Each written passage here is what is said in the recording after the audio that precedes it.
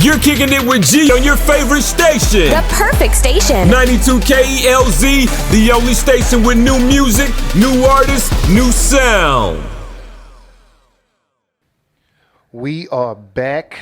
Super excited. Super excited. Again, you're kicking it with your boy G Casso. And your girl, Hey Charlie. On the all new 92 KELZ, new music, new artists, new sound. We have a special guest in the building. My nerves are just going. I'm over here I can't look at her. Right, we have actress, TV producer, life coach, fitness guru, philanthropist, Miss AJ Johnson. What's going on? I love this. New music, new artists, new sound, new you. Yes. KELZ 92. Yeah. How'd that do? Hey, so you put it right on KELZ. That's 92. The official drop. We want to let KELZ know. We have changed the name, the new brand. How'd I do, right? Oh, I gotta use this Barry White voice for something, right? Oh man, you make rasp like the best thing ever. Well, I appreciate that. I get teased a lot. Tisha Campbell always calls me. She's like, what's wrong with your voice? And I'm like, okay. She calls me Froggy. Oh my God. Sisters can do that to each other, right? we can do that to each other.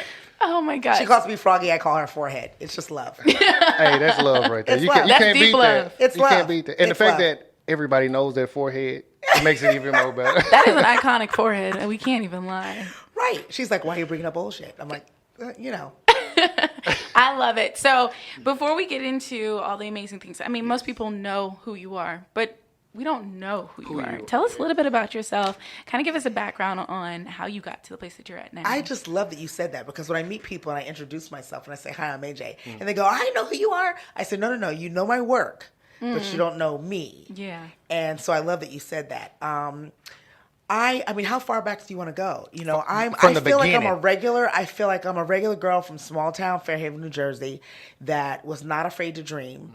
And once I got a little bit of proof that I was specially peculiar, my parents did a really good job of nurturing that. And we turned that into, that's what makes you stand out. So don't hide how peculiar you are. So by the time I went to an all-white high school, I was figure skating, horseback riding, cheerleading, running to New York because I grew up in Jersey. So I was running to New York, for Broadway shows and dance classes and modeling.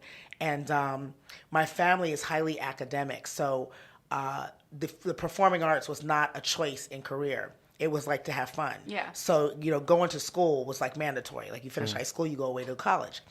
The fact that I chose an HBCU was the first time in my family. I have all older brothers, and I'm the baby, but they all went to pretty much Ivy League institutions. And I just felt like, I wanted to see if I could function in the Black environment. And so I decided it was going to be Howard or Spelman. And Spelman really won out only because it wasn't as inner city as Howard's campus is, and where I grew up is very suburban. So it just kind of made me feel at home for a 16, 17-year-old, going to school. And I unfortunately lost my mom when I was 17, like 2 months after I got to school. And it shifted my life into cancer prevention, just all kind of, disease prevention, stress management. I just started researching as a chemistry psych major, pre-med. I started researching how to beat cancer, how to beat all of our diseases, diabetes, high blood pressure. And so I just started living the information that I was researching and absorbing. And all these years later, never knew it would turn into a brand and its own business and part of my career. I was just going to ask that, like, what gave you that spark to make that change? Like, you was going this way, everybody Ivy League, you already had the blueprint as it was to make it. Like, what sparked that change to make you go left? Yeah, well, you mean left into healthy living or left into acting from the academia? Yeah, Which acting. left? Like acting, going into acting because, like you said, you went from all focus on, this is my education, Right. things like that. But you were creative no matter what. I was a creative, and I knew that would never fly with my parents. Yeah. So even when I was at Spelman, I would leave the chem lab and race over to the theatrical department. Matter of fact, when I graduated, I had to pass the theatrical department to get to the science division. They were like, wait a minute, where are you going? We're over here. And I was like, no, dude, I was just hanging out with you. Like, I'm over there. And they're like, really? This is where I belong. Yeah, like for 4 years, they're like, how come we never knew? So, I was kind of straddling the fence my whole 4 years at Spelman. And when it came time to either go to med school or check out the industry, I said, Dad, as my graduation present, I want to go to LA. And he said, you know what? I'll finance 6 months and help you out. And from then on, you bring your butt back and go to school. And I was determined to not have a bring my butt back. And literally inside of probably 30 to 60 days, I started working. When did you know that I got this? Like, you know what? Because, when you transition to something, like at first it's very complicated for you just to, I guess, get into the groove of things. Yeah. And then some people quit, some people don't. Mm-hmm. But like, when did you realize you're like, you know what? I'm gonna conquer everything that comes my way? Honestly, I don't know if I said I'm going to conquer everything that comes my way. I knew that having started, having gotten my Screen Actors Guild membership, working with Spike Lee in School Days, and Tisha Campbell was the lead in the movie star that was flown in from Hollywood to the AU Center to do the project. I had a few lines. I was just starting out. I was mesmerized by her, and we became friends. I thought that was amazing.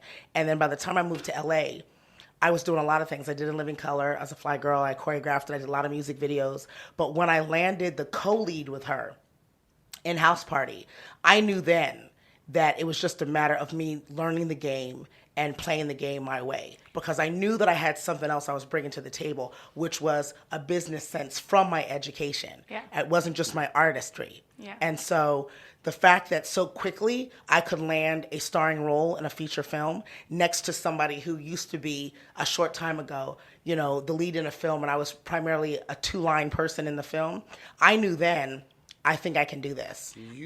Go ahead.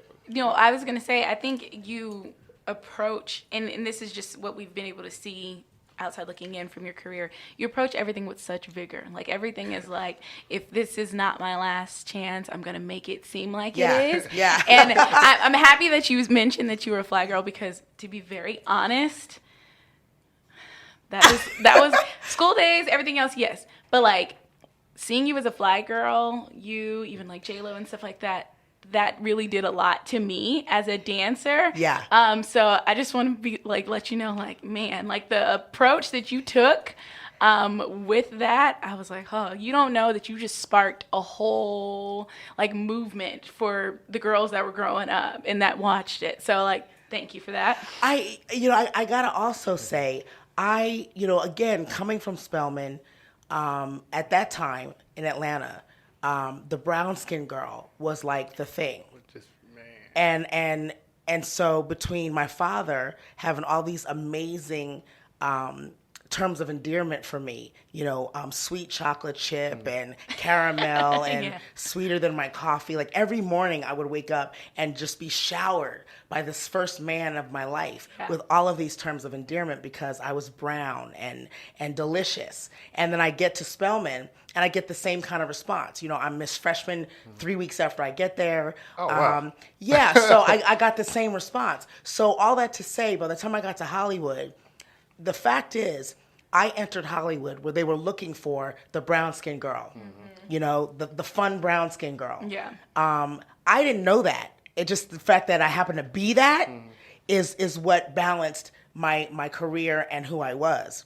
And so I never really went through a lot of what a lot of other actresses talk about, which is kind of like the color issue and all that. I didn't go through that. And I think because I came to Hollywood with a truer understanding of who I was. Yeah. Colorless or not, I came to Hollywood with a different perspective. And even that was a gift. I was walking around Hollywood saying, listen, this is great and we're all vying for this movie, but I got to tell you, I was Miss Morehouse. So this is nothing. I had every man at Morehouse decide that I was their queen. So it doesn't get any better than that at HBCU. You was our queen. Well, I love that, but I'm just saying. I love you for that. But you know what I'm saying? It's like, I had a whole different perspective. Yeah. By the time I got to Hollywood, I was like, this will be a piece of cake, because I had every man at Morehouse vote me his queen. Yeah. So this is nothing. And I think that attitude and perspective also helped me just kind of have a fearless, you can tell me no, but all it means to me is just not right now. Like I've always had that perspective more than I'm gonna survive everything I go to. I just always have looked at everything as okay, maybe not now, or maybe not this way. But it doesn't mean no. It just means yes, not now, or not this way. Is that because we see you? Everyone comes to you. Well, not everyone. I mean, I'm going to say pretty everyone much everyone. because well, I'm going to say everyone comes to you. I don't want to say it because I don't want it to be like I'm here for everybody. Before there was the Iyanla Van Zant. Yeah. There was the AJ Johnson. You were like taking people through this whole life transformation from body, mind, soul. Everything. Well, you know what? Let's be fair. To be completely transparent. I was doing it before Iyanla was on television. Yeah, before she was on television. Before television. Let's be clear about that because, I read a few of her books. And honestly, to this day, I call her my big sis and my mentor. I just used what she was doing and realized, in an industry where they typically only give one of us a chance. Yeah.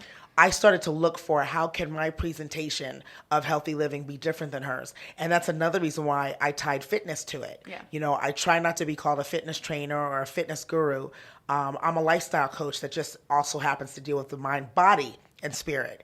And so I knew that would be different than what she was doing. Yeah. And so that's one of the reasons why I combined the two, the psychology with my love for the physical and the fitness. I'm happy that you gave credit to those that are around you that helped inspire. Oh, absolutely. A lot of people don't do it. I feel like we do.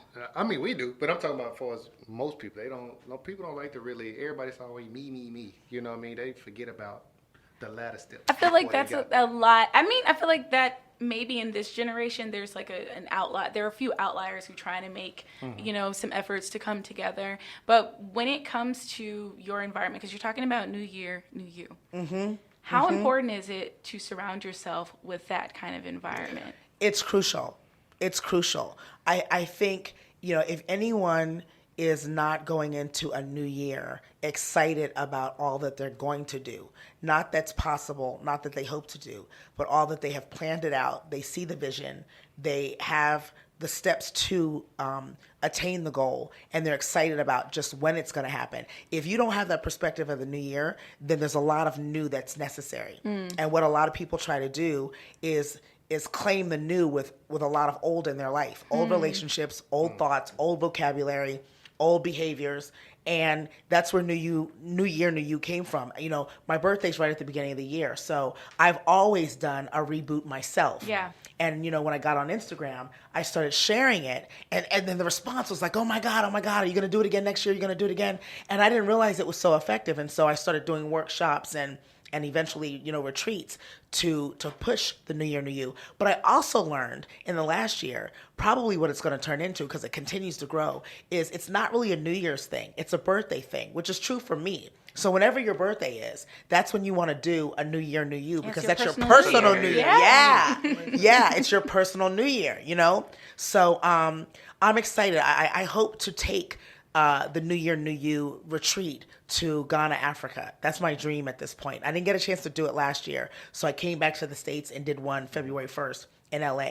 But I'm claiming it now, so when I do it, we're going to go back on the air and go, you guys said, you're going to say, AJ, you said you were going to do it. I'm like, yeah, you guys got to come and broadcast from Africa. How about that? No, I'm down. What? Exactly. Let me tell you, I didn't get to make it last year for the return. Yeah. But I'm doing it this year. Now this year's Beyond the Return. Oh. So the year of return has now moved into Beyond the Return.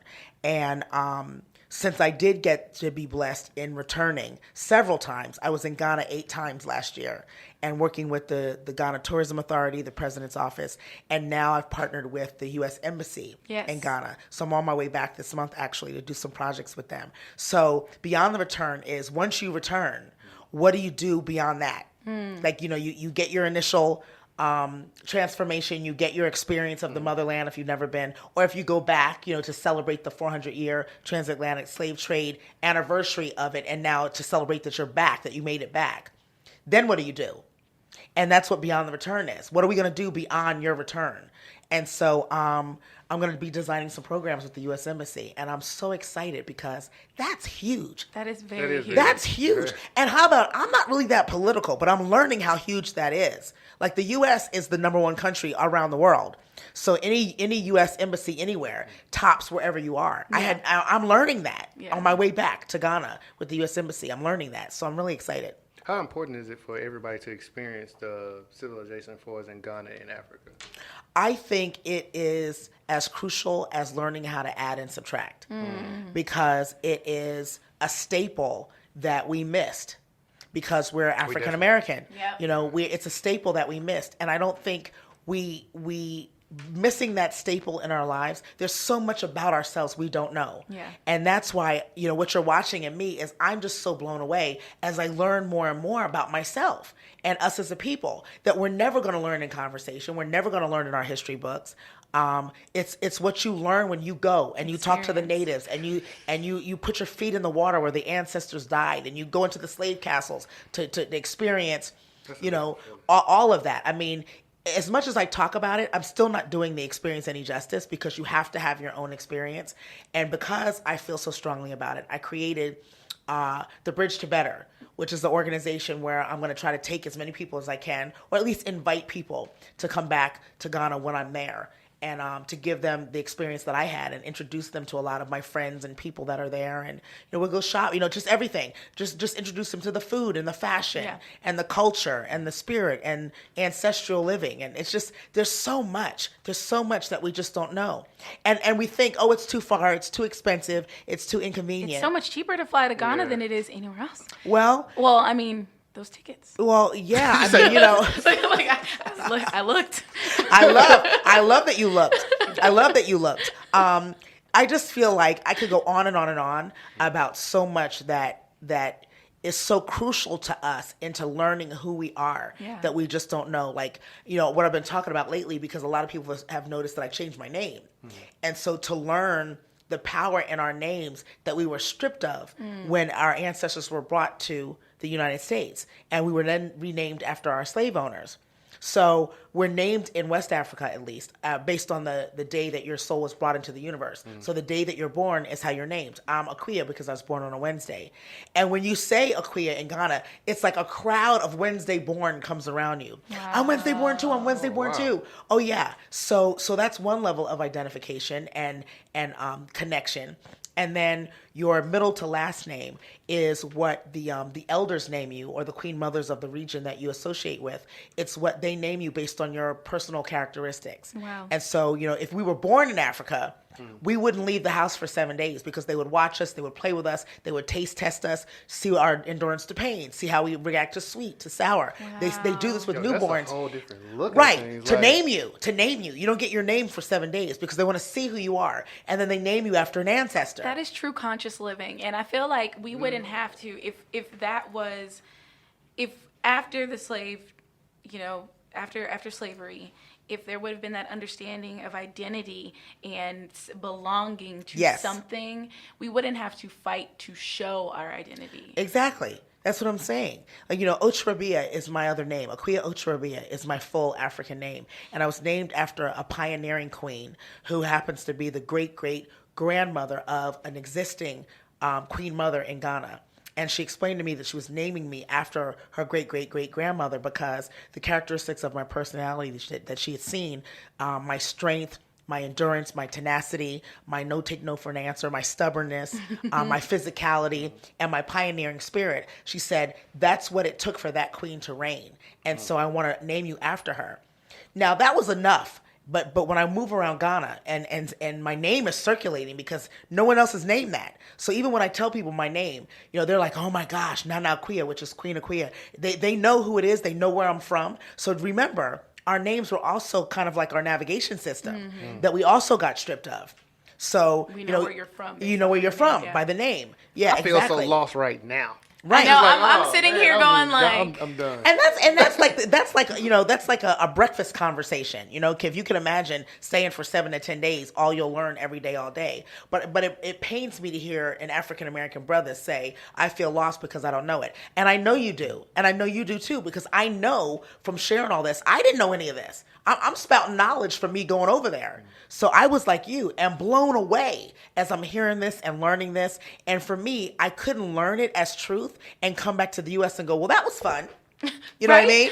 That was a great vacation. I haven't seen no one that actually traveled over there and was with the people, with the culture, come back and do that. Everyone usually they're trying to move. They're like, I can't be here anymore. I don't belong here. And there's a couple of people that I know that came back and were not as affected or shifted as I was. Wow. But I also know that sometimes it's too much. If you're not ready, it can be too much to now receive so much truth about who we are. Like, we're royalty. We were kidnapped royalty and enslaved, period. I thought that we were just kind of running around the jungle and a net got thrown over us and we were strong and warrior-like. And so no, we were royal. Like, you can go over to Ghana and, kings and queens are walking around in full garb, capes, like the Wakanda that we got introduced to in Black Panther. We don't get to see that side. I know. That's what I'm saying. I mean, that's how everyone's dressed. The jewels, the head wraps. I mean, everyone in these gorgeous fabrics, like, that's their everyday wear. We are royalty and we don't know it. That is amazing. So yeah. Now, it's going to be a family trip now. Well, I love it. I feel like for people that can't or haven't looked into the resources to be able to go over, there is like this merging of our cultures, and there's such influence, and it maybe came from the music, and now it's coming through the film and like the way we do business. Can you clear up the misconception though that is when you go over there? Because a lot of us make statements like "be safe" or this and.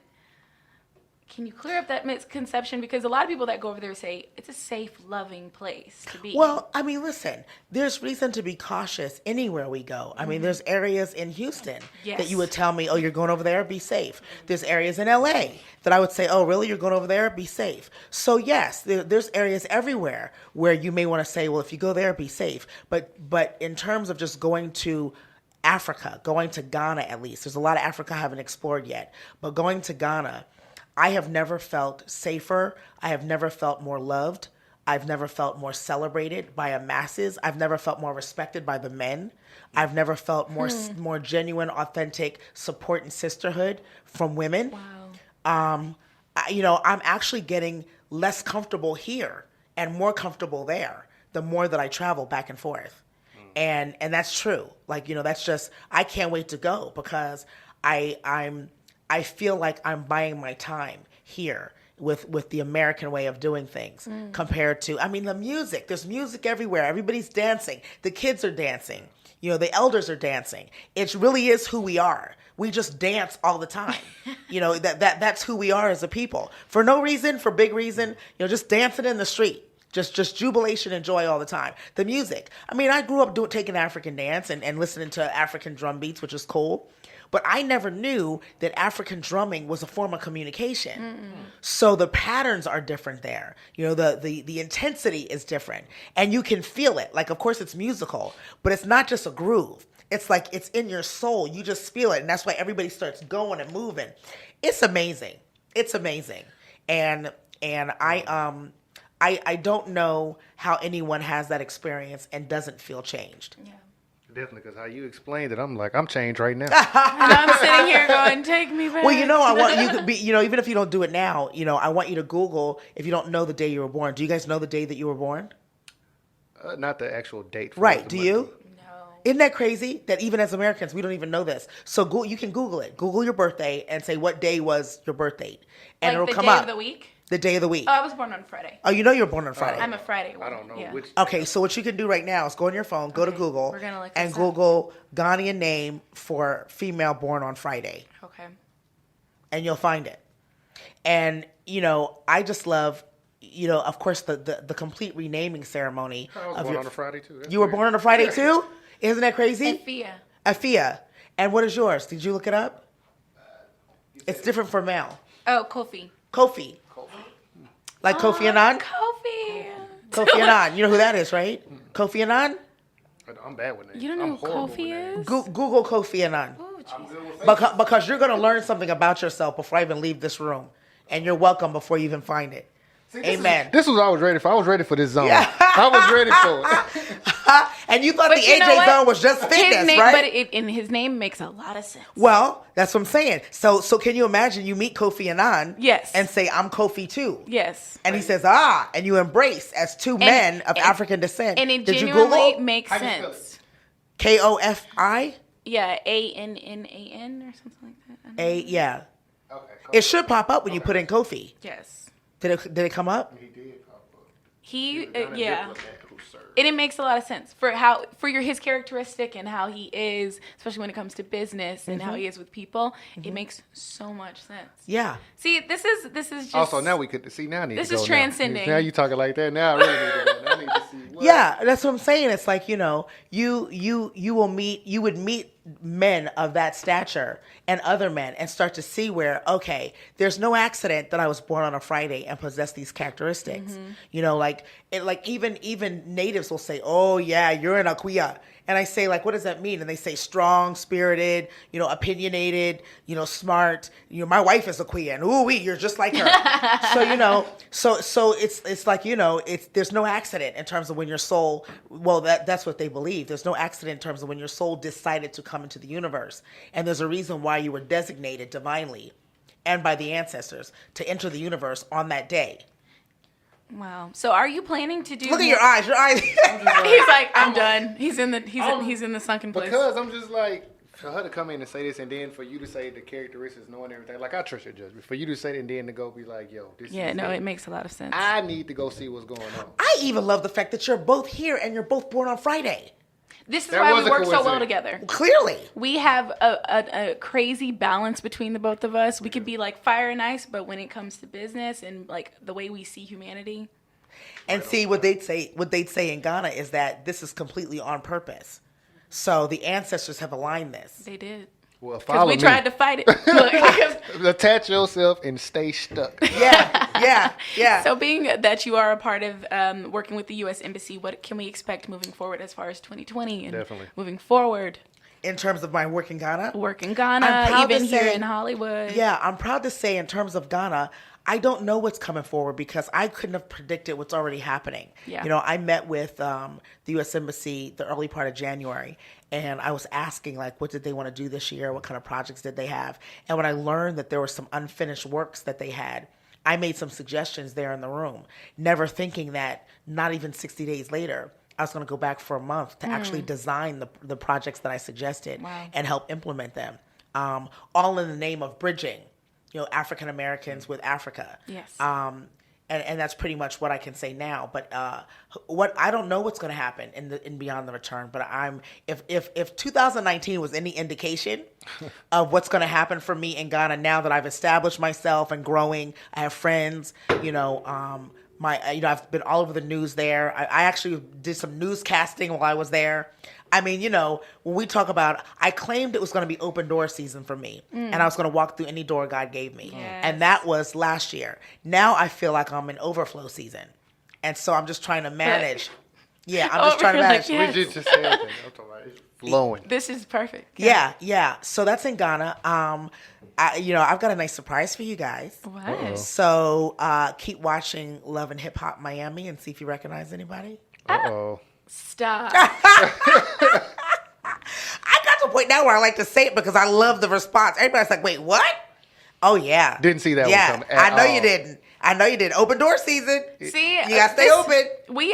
This is why no one can can put you in just one spot because you are just so many different things. There's so many parts to you, and what I like is you maximize every part that is a part of you. Like it's like don't settle on me. Yeah. How do you maintain that moving forward in Hollywood and even with the new show that you have stuck with you? How do I maintain, you mean the freedom to do what I want to do? The freedom to do what you want to do, not be compromised, and also not be downgraded in your talent. I got to give credit to my dad because my dad always said, this acting thing is cute, but you got to own something. And we used to fight about it all the time. And I mean, I was like, Dad, I got Baby Boy. I beat out 500 girls. And he's like, is it a studio film? And I'd be like, yeah. And I'm thinking he's asking because he's like, that's better than an independent film. I was like, yeah, it's Sony. He's like, but your last name's not Sony, so you're an employee. So I need you to own something. That's real. That's dad talk right there. It's such dad talk. That is and I mean, dad it would talk. piss me off. And then, unfortunately, I lost him to cancer. And one of my ways of honoring him, I said, you know what? I'm going to take some time to do what he suggested, even just as honoring him. Like never thinking that building a business and a brand called the AJ Zone in an arena that I was passionate about, healthy living. I never expected in a million years that other celebrities would call and ask for my help, and magazines would want to talk about it, and radio shows would want to talk about it, and TV networks and production companies would want to do a show about it. I had no idea that it was going to explode into the business and the brand that it did, to a point where I didn't miss acting at all. I was still traveling the world. My price point was still equal to me as an actress. I mean, nothing changed except my happy. You know, my happy shifted because I was the boss. You know, if I did something wrong, it was because I'm AJ of the AJ Zone. You know what I mean? It's my fault. If I won, it's my fault. You know, I've got a staff under me. And so it wasn't until I started seeing the expansion of platforms and therefore content that I said, okay, now could be a nice time. And I started praying about it. And honestly, I didn't come back into acting and Stuck With You as one of the first projects I'm doing, first series in years I've done. And it's so good. I love that you love it. I love it. It's so much fun to do. She's telling everybody exactly about their lives. She's like, no, this is the reality of what you're feeling. No. And everybody asked me, they're like, you know, what about you are you bringing to this character? And I was like, well, first of all, I love that she's the kind of friend that keeps it real. Very real. And I love that that's part of her business ethic. It's like, you know, if her friend Candace can't trust anybody in business decisions in this tumultuous situation of, you know, do you focus on your brand or do you focus on the truth that your relationship's falling apart? Do you focus on the check you're getting because people think you guys are the ideal couple, or do you chase your happy and let go of the relationship? So she's got to have a truthful voice and an accountability partner. And I love that it's so close to what I've been doing. It's almost, well, it's divine. It's like supernatural that I would get to play this kind of character. You know what I mean? Yeah. Supernatural. I'm actually getting ready to do a project. You asked about future. I'm doing a project with BET that they're actually building content around mental health and breast cancer. Wow. And they asked me would I be a part of it. So it's content for women, by women, about women. Female directors, Vanessa Bell Calloway, Kim Fields, Victoria Raoul. They're I mean, you know, how could I say no to a project like that? Yeah. And I love that now I get to act for fun. There's no more pressure about career. There's no more pressure to pay bills. This is just I get to have fun. It doesn't have to be the hit film. I can do a short film. I can do as long as I'm working with people I love and that I want to learn from. I get to do what I want to do when I want to do it, and that to me is just the biggest gift ever. To step forward into acting after all this time of not doing it at all and do it my way and do it for fun. Back like you never left. I don't even think she could even change.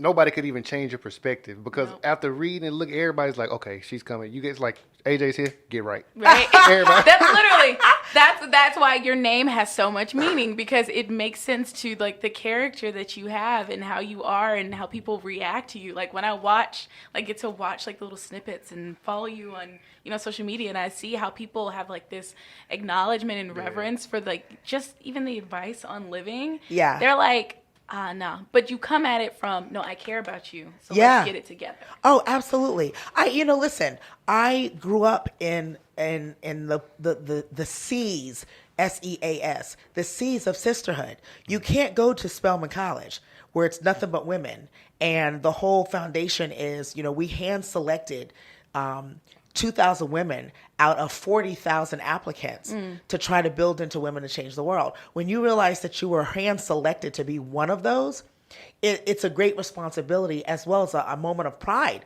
to carry that through. That has never left me. We're told that our freshman week, and that has never left me. And I've spent my life striving to be a woman to change the world. Then I pledged Delta Sigma Theta at school. So now I've got all these sorority sisters that are global and worldwide. And it's such a blessing to be a celebrity in the organization, because as I travel, people scream it from the TSA area, And so for me, because I was raised through sisterhood, and don't forget, at this point in my life, my mom was gone. Yeah. So sisterhood was a big thing for me. Older sister, big sister, your mom's now my mom, your auntie's now my auntie. So now that we live in such a time and space where there's not really a lot of sisterhood among us in this country, the fact that I've been sent to Africa to learn, the tribe takes you in. a tribe takes you in. It's my duty to be a bridge. And so I do take it very seriously. Wow. And it's just who I am. The industry is nice. It's what I do. It's not who I am. And so I decided when I stepped away from the stresses of the business as an actress that I was going to do a better job of living my happy. And whatever that was. Again, I had no idea that it would turn into this persona or this brand, or that wasn't my mission. I never said I'm going to be a healthy living coach and I'm going to help everybody and I'm going to make sure that they know I'm in sisterhood. And, I didn't do that. I just said, this is who I am. If I can help someone else be better, just sharing my perspective, then that's awesome. I never thought that thousands to millions of people would be like, please help me. Wow. Just the whole fact of just being in Hollywood yourself, can you just imagine if they had Twitter, Facebook, Instagram when House Party came out? Man, would you? I'm trying to think. Would it would be the past untouchable. Yeah. She's already untouchable. Would you be like, oh? Well, I remember when I first joined Twitter, I did. I don't know if you remember. There was a show on TV One called Life After. Yep. A different version of like Unsung or those kind of shows. Now I think they have Uncensored, all those kind of shows.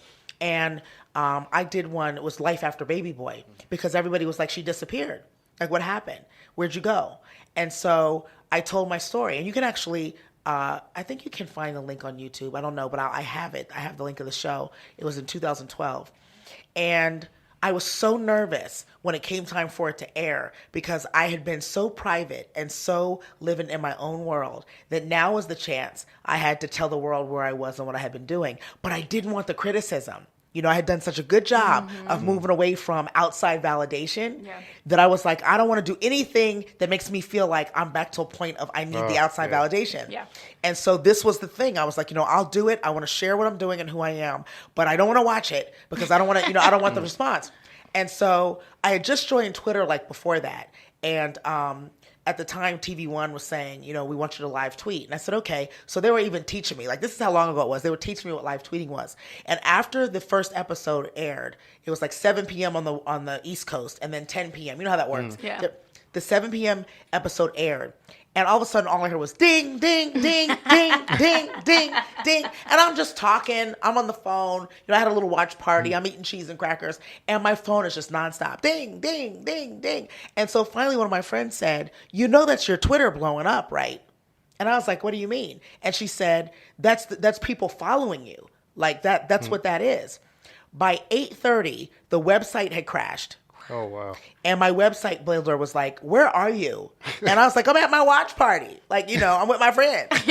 And he was like, so the website has crashed and we need to build out the site because people are sending emails like, how do they get a program? How do they counsel with you? Like, it just blew up in an hour. Like, literally, the AJ Zone was now, like, world renowned. And by 10 o'clock, which was the West Coast airing, like I was in my pajamas with 3 of my friends, like typing away on the computer, trying to build like this, because we didn't have that, But because this whole, and here's another thing, you ask about the times when you know that something's different. I never mentioned AJZone.com. I never mentioned that I was a life coach. I just said that after the death of my father, I was trying to figure out how to survive that. I remember him telling me, be your true self, follow your passions. And I just told the story about how he was so unhappy with me not living my full potential that once I lost him, I decided to just try it as part of my mourning process, MOURN. And this is where this stuff started to happen. That's all I said. I never sold my business. I had it, but I never sold my business. It sold itself. Right, from the heart and soul. It sold itself. And that's when I realized, you know what? For me, being my authentic, genuine self is the sell. Yeah. Ooh, that's a no better fit. And that is exactly why every time we bring someone on, because our show is about business owners and things like that, but when we bring them on, we always ask them, who are you? Because it is our personal belief that people will support you if they have a connection to you more than they'll support your business. Oh my goodness. So once they know why you're doing what you're doing, then it's easier for them to, jump on to what you are doing. So I know we were getting ready to leave, but if you could, we always want to give back. We always want to inspire the next person. Give us just some words for the next girl who's sitting here going, oh my God. Even, for people who are like my age, who are like, we grew up seeing you, but how did you do it? We need all the juice. We need all the, give us like the 5-minute drop of wisdom, encouraging word for the next person that's coming behind? The first step is strengthen your relationship with God. Amen. or whatever spiritual force you believe has a say in your life and your journey, because I believe that whoever you believe is governing your life in the universe, you have to understand that walking in faith, which is knowing without seeing the results, knowing that there's a higher power that's governing your life, is largely responsible for your fearlessness. And then that's the second thing. No more speaking fear into existence. I do consults, 30 minutes for $30. And I created that first as a Christmas sale, to be honest, and it just blew through the roof to now. It's been a year and we're still doing it. Our biggest sale on the website. I love making time to talk to the 10 to 15 women from around the world every single day, because it gives me an insight into what we're dealing with. And I'm hearing so much about fear. I'm scared. I'm afraid. I'm fearful. And I say, well, what are you afraid of? I don't know. And it's like it's a word we've become comfortable with. Mm-hmm. And we got to lose it. We got to lose the word out of our vocabulary. And I tell people, replace it with uncomfortable. Replace it with unknowing. Replace it with cautious. But stop being scared. You're talking yourself into, staying home, staying in the bed, as opposed to talking yourself into take one more step. Take one more step, because what's the worst that happens? And so I think we have to dissipate the life with fear as our foundation. And I also say, number 3, remove the limits. The limits do not come from God. The limits come from us in the fear of not succeeding, not moving to a higher place that we desire. We believe that, if it were possible, we would already be there. But, you've got to step and walk in faith and remove the limits. Like you said earlier, like I seem to be doing a little bit of everything because I decided to be limitless. Yeah. Once you make the decision and choose it, the doing gets easy. It does. And that's how I want to leave it. Make the choice. Make the choice to do something different. Make the choice to be something different. And then watch how you do that. But the decision to be different has to come first. Mm-hmm. The decision that I'm not going to be put in a box. The decision that I'm not going to be governed by how old I am. I'm not going to be governed by, what someone else thinks or what society's opinion is. Mm-hmm. I'm not going to be governed by what other actors and talents are doing. It's my journey. It's my vision. And I'm going to live it my way. And so what you're seeing is my commitment to that decision. Man. You got if you didn't catch them jewels. This has been such an enlightening conversation. And for us, it's like a dream come true. Because we're just sitting here like, oh, wow, this is amazing. Wow. Still soaking in. Still soaking it all. Yeah. So many jewels. I feel like we just went through like a life coaching session. We're all sitting here like, No, I love it. Thank you for having me. And let's go ahead and claim it. Like, when are we going to Ghana? I'm ready whenever. In December? We got to go before that. I'm ready. Whenever. Then, okay. We going with you? Well, yeah. When you want to go? Yeah, the Bridge to Better. Let's make it happen. I got some projects I need your help on. In Ghana. Bridge to Better, KickN IT Radio. We're taking it to Ghana. Let's do it. Let's do it. Let's do it. Y'all hearing it right now. Guys, I'm gonna keep going back. We're making the announcement. We just want to let you guys know. And anybody KickN else, IT Radio, and anyone else, follow the Bridge to Better on Instagram. The Bridge to Better. Yes, follow the Bridge to Better. Follow the AJ Zone, and on both platforms, I talk about my journeys and when I'm going. And so, I say to everybody that's fascinated by my story or interested in it, it means you're supposed to go. And whatever I can do to help you be introduced to even a portion of the transformation that I was gifted, that's my mission. I can tell you right now, mine is to ride with you. Okay. Let's do it. Let's do it. I would love it. I want to see your eyes when you get off the plane and the brothers are drumming on their knees at your feet. They probably won't close at all. Yeah. Just tears just coming down. I mean, when you get a welcome, when the sisters are washing your feet and kissing your feet and saying, welcome home. I saw the welcome when you were coming from the airport. I was like, are you? Yeah. That was pretty. And the way that I know we're getting ready to go. I have to stop. But the way that when you took off your shoes and acknowledged, like, this is the ground that I come. I gotta go. Anyway, thank you we'll be here for another hour. Right? Thank you so much for joining us and being here with us, guys. Make sure that you check out Stuck With You, The Bridge to Better, and The New Year, New You. It is not too late right now. It's only March. It's only the beginning of March. It's only the beginning of March. Come on. I mean, if you didn't get it the first 2 months, catch it now, catch the wave, and do something that's going to make a lasting impression, not just on your life, but those that are coming in contact with you. Thank you so much for tuning in to 92 KELZ, the home of new music, new artists, new sound. It's your girl, Hey Charlie. And your boy, G Casso. And you are kicking it. You're kicking it with G on your favorite station. The perfect station. 92 KELZ, the only station with new music, new artists, new sound.